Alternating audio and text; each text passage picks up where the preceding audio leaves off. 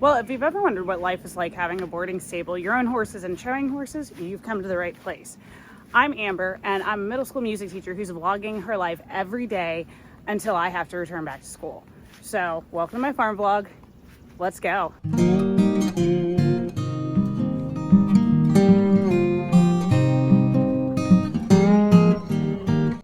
I don't know how I did it, but somehow I got my camera stuck in like a hyper record. So everything today is going to be very fast. So you're just going to do everything with me real fast paced. Here we go.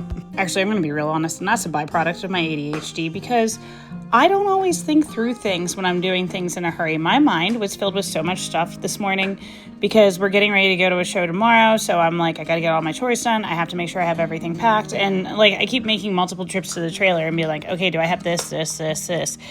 And people would be like, just make a list, right? Put it on your phone. Your phone's always in your hand. Yeah, that's true. That's great. But those of us with ADHD, like the moment that app closes, we forget that it existed. I forget that there's a list until like several days later, and I go to make a new list and I find my old list and I was like, oh, right. Well, I guess I only executed like 4 or 5 things on that list of like 6 gazillion things to do. I don't know. I mean, it's just something that happens in my brain.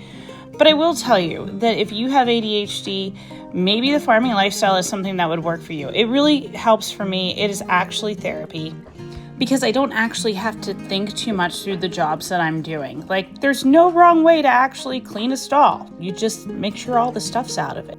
Not to mention, that allows you to get done quickly and feel successful. So we get a little dopamine burst from actually completing it. And I can say that that gives me the drive to want to go on to do more things. So I feel like this is just a good lifestyle pick for me. And I feel like if you have ADHD and this is something you're interested in, it could be a very good lifestyle pick for you. I'm also one of those people that's a constant problem solver. Even if it's not my problem, I want to know how to solve it.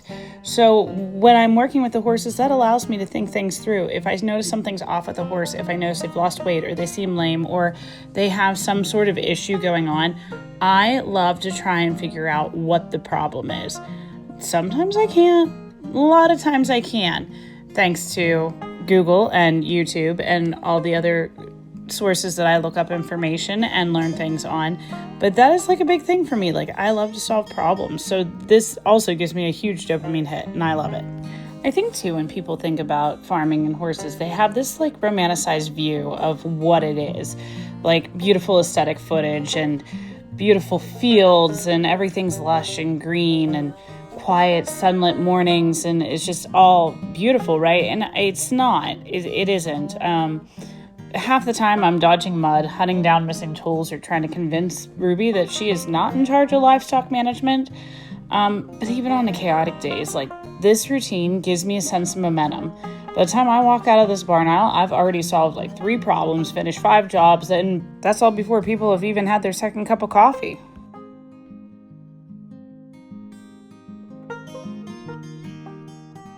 Okay, so this trailer, if you've been following me, you know that I'm going to a horse show this weekend. So this trailer the tack room's tiny and it's getting filled up even more, but it's got to be what it is because, you know, you only have so much space.